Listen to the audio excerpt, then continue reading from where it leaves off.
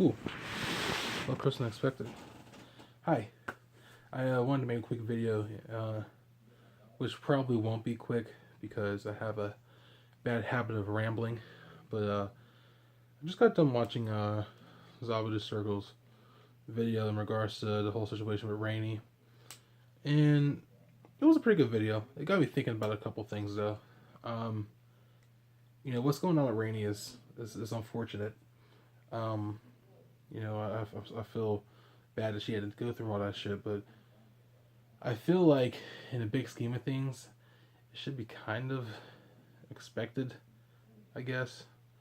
I mean, let's be real here. I know it's 2017. The acceptance of furries in mainstream media has gotten a little bit better, um, with proper, accurate exposure, things like that.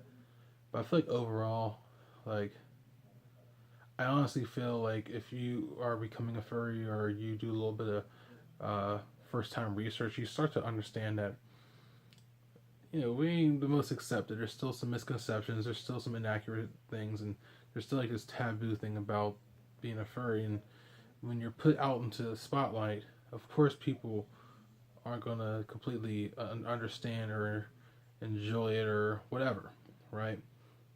Also, on that same note, you're also going to attract a lot of trolls because we're easy to, I guess, at this point in time, make fun of. Um, I feel like in that case, you should understand a little bit what you're getting into. I think it's part of the contract, so to speak. But in Rainey's case, um, I feel like maybe because of how much of it. I mean, she was on the front page of YouTube. This is like a major social media website.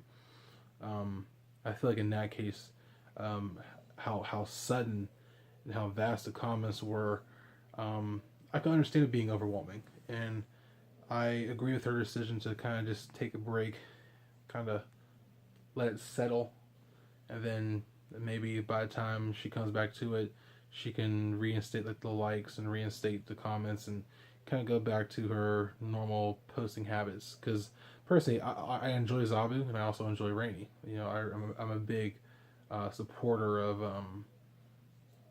for YouTubers since like Vine closed down in the transition period between those two.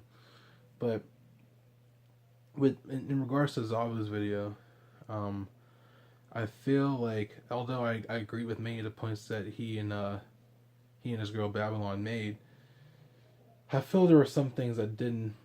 I feel like they missed the mark just a little bit, just in general, just because like there's one major thing that I feel isn't really addressed in regards to these situations. Like a lot of people will tend to like when this happened, when this first came out that it happened, people were like, "Oh yeah, this is amazing." Then they found out that all these hateful comments were coming in, and you get like the same type of, "Oh my gosh, I can't believe that would happen.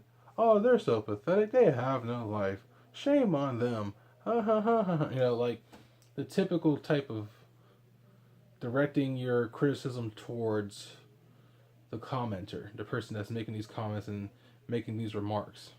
And that's kind of how Zabu's was. It was kind of just like saying the same thing, which I agree with what he was saying. Like there was one quote that he said he actually quoted Markiplier apparently saying that if there's someone that you're hating on or someone that you don't like, start your own shit, create your own content and work your way up. And I agree with that. But in regards to this, I feel like because this is a large case. I feel this happens a lot with many different furries in the community every day. Um, I feel like talking to them or directing your irritation towards them does nothing. It contributes nothing because the way people see it, they're trying to have a logical resolution when this is an illogical thing called the internet. The internet's going to internet, haters going to hate, trolls going to troll, and you trying to talk to them like you did a bad thing. You should understand. That's not how shit works. Um, if anything, I feel like that actually exacerbates the problem. I feel like it kind of makes things. I feel like it gives them a reason to keep going. Um, the more attention and the more you acknowledge um, these people, the more reason they have to keep pushing your buttons. They struck a nerve with you. They want to keep prodding away. Um, it just prolongs and makes the situation worse. It could even escalate in some situations. And I'm saying this because I used to do trolling stuff like that back in the day. I was kind of an asshole, and that's kind of how it works. On the flip side, I feel like if you kind of brush it off and kind of keep it moving, don't acknowledge it, sort of play dead, so to speak.